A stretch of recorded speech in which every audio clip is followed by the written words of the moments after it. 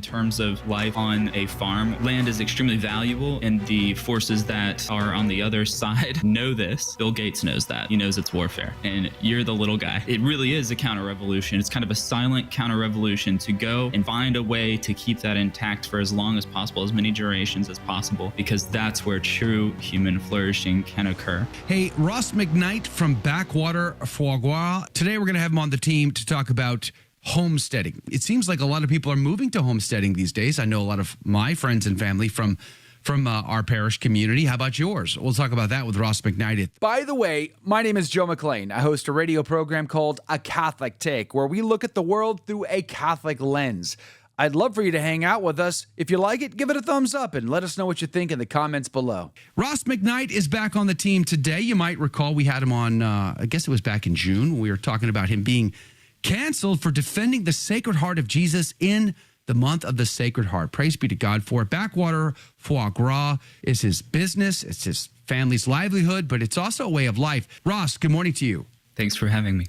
So let me ask you this. Why did you start homesteading? Probably for not all of the perfect reasons.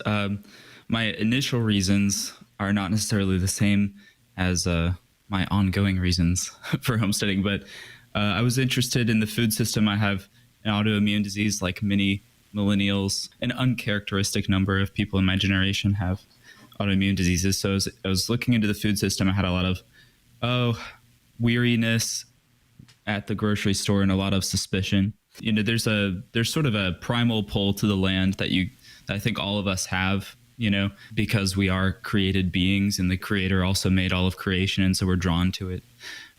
So there's that desire to just be in nature, and being under the sun is a healthy thing.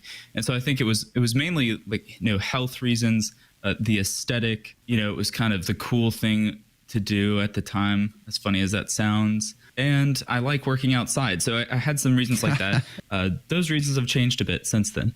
You'd love to be able to say, college it would be nice if we could just trust. We could just walk in a grocery store and trust what's there, not have to pay this close of attention. But the reality is that's just not the case.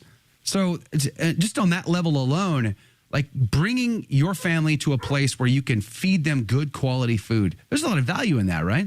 Yes, I think so. It's not a bad reason. We'll just say it's not a bad reason. It's a good reason. It is an anti-revolutionary let's say counter-revolutionary activity. It's this return to tradition, right? Going back to the land, which is also the foundation of culture, especially because farming is always regional.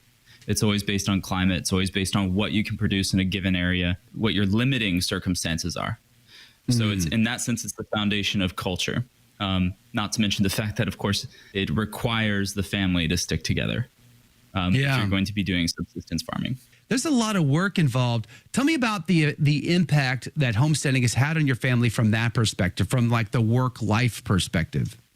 There's less of a sharp division. There's another conversation about church and state before the modern era and how those weren't concepts that really existed, that were divided, if you will. Each permeated the other, right? And it's sort of the same in terms of life on a farm or a homestead, in that the work is based on, you know, demand, desire, your endurance, what daylight is available at the time, and what's most pressing, rather than, you know, oh, it's 9 o'clock or it's noon or it's 5 o'clock, right?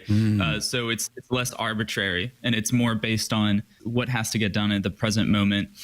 And also that creates more of a like natural rhythm to your life, because you're not constantly thinking of these two things as sharply divided. And so you learn to sort of even out your approach to work and leisure. You start to, I think, have a little bit more peace about the way that you spend your time, rather than being very covetous of your time when it comes to, oh, it's time to do work to earn money to support my family, versus spend time with my family and completely forget work. That's not really a dynamic here. So how old are your kids, and what is their awareness of life before homesteading, I guess, is part of my question. Oh, yeah, not too much.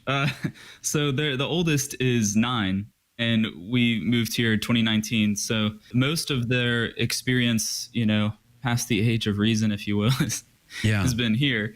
We have 5 children under 9. So this is really the life that they've known. And obviously, I think the best part of it is that they don't know how good it is. And so they're not pressured to enjoy it to the fullest. They can just be in the experience and just be and maybe look back on it one day and realize how good it was. But yeah, I mean, this is their daily experience. And this is, my oldest probably has some memories from our earlier life, but not too many.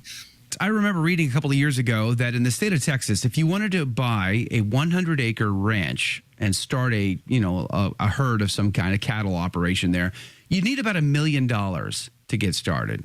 Is the family farm passed on from one generation down to the next? Is it over? Do you have hopes? Do you have dreams of passing your homestead down to your children, your children's children, et cetera? And do you think that might be possible, or is that day gone for us?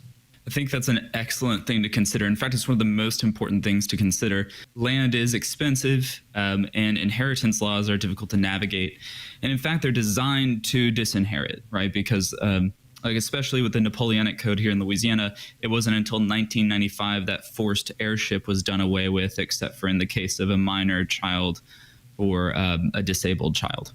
And so you had a situation where every heir had to receive some portion of the estate, meaning that the estate's broken up, right? Or in a sense, no one receives anything because it's no longer being stewarded. It's being viewed as a commodity. In the case of, the Middle Ages, there were laws in terms of property. Even, let's say you're a baron and you own thousands and thousands of acres. Well, you couldn't do whatever you wanted with it. We couldn't destroy the agricultural value of the land by subdividing it. So there were even laws limiting what a baron or a lord could do with his land. So the point being that land is extremely valuable, and the forces that are on the other side know this. They know that it holds people together, that it builds culture, that it allows the faith to flourish. It really is a counter-revolution. It's kind of a silent counter-revolution to go to find a piece of land, maybe to get together with your parents or your family or get together with your children, get a piece of land and find a way to keep that intact for as long as possible, as many generations as possible, because that's where true human flourishing can occur. And it requires stability. The Benedictines know that. Requires stability, and a culture requires stability. So I would encourage anyone that it's possible, but you also have to be aware that it is in fact warfare. Bill Gates knows that, as you mentioned. He knows it's warfare, and you're the little guy. We have to stick together. So keep in touch with like-minded people and know that, it's this silent warfare that's going on in the background, not just in terms of food production, but in terms of recreating a Christian way of life. Let's talk about the confluence of Catholic tradition and Catholic homesteading here. How hard is it, or maybe it's just the opposite, but how easy is it for you, for your family, to have the best of both worlds here in your homesteading experience? When you look at the natural cycles, the seasons, the liturgical calendar makes a lot more sense. Without thinking like a farmer, without thinking like a husbandman, without thinking like a grower, it's more of a disconnect. You kind of have to consider why in Lent we need to be fasting, or you kind of have to make it more of an intellectual endeavor or more of an analytical endeavor. When in the case of the growing seasons, when you come around to Lent, for instance, in the traditional, let's say, Catholic village of the Middle Ages, there's not much meat left. And so it's time to fast anyway. You may have done all your prepping and curing, just at the beginning of winter. That's when you slaughter your animals. November is when you slaughter animals. And then you're eating on them, especially those cured items. Those are stored, they're hanging above your head in your kitchen, right? You're eating on that until you run out, and you're going to run out probably sometime just before spring. And that's why it's important to fast. So it makes so much more sense when you apply sort of the natural rhythms of the agrarian life to the liturgical calendar. It doesn't require so much so much of this forced analysis or intellectualization, or constantly reminding yourself of why you're doing something, but merely from a sort of a point of view of like this personal interior life. It's also the externals start to match that, and that's humanity, right? We're embodied souls. Last time you were on, you mentioned about these like associations, and I thought this was brilliant. The idea behind a village in a community is that you're supporting each other. You're not only celebrating life's feast days as a parish community together, but you're walking the walk with each other. So I imagine that if the Smiths, the farm over, are short this season on whatever, well, the Joneses are going to come and help out with that, right? Like, tell me about how we can recapture that. How hard, how easy, or how possible is it to create these associations so that you can share resources and help your friend, help your community out? You get into homesteading, you get into farming, you're going to realize that rugged individualism is not going to work because it's too hard. The work's too hard. The life's too difficult as far as labor and perseverance, right? And the day-to-day ongoing, sometimes monotony of tasks, sometimes overwhelming tasks, sometimes things you just can't do on your own. So you're going to have to rely on your neighbors. And when you meet people who are trying to do the same thing, well, they're going to realize that exact situation also. Well, what we decided to do, because we wanted to have free exchange of farm goods, like these marginal markets, right? Like, I have some extra raw milk, or I made cheese, or I made jam, or we grew this meat, or I'm offering butchering services, all those things that people used to do on a very minute level, but which the government puts up a million barriers to now if you want to, do anything, especially in regards to dairy.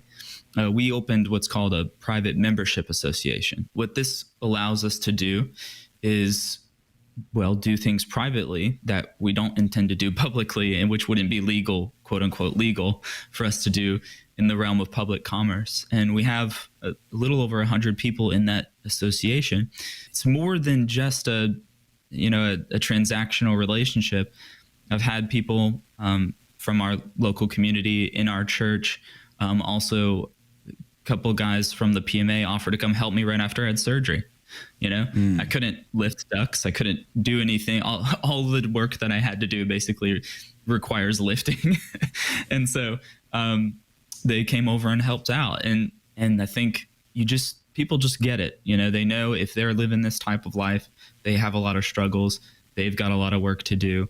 And there are going to be things they can't do on their own. And it's good to have a community that you can reach out to that's like-minded, that understands that. It's very natural for that community to develop around things that are very self-evidently mutually beneficial, like the exchange of goods and services, which is why we set up the PMA. But I think as Catholic families, we want to live that suburban Catholic lifestyle where we live in suburbs, we live in a nice home, we have a great job. And when we discover that, hey, there's a better way, well, we've already made all these priorities in our life.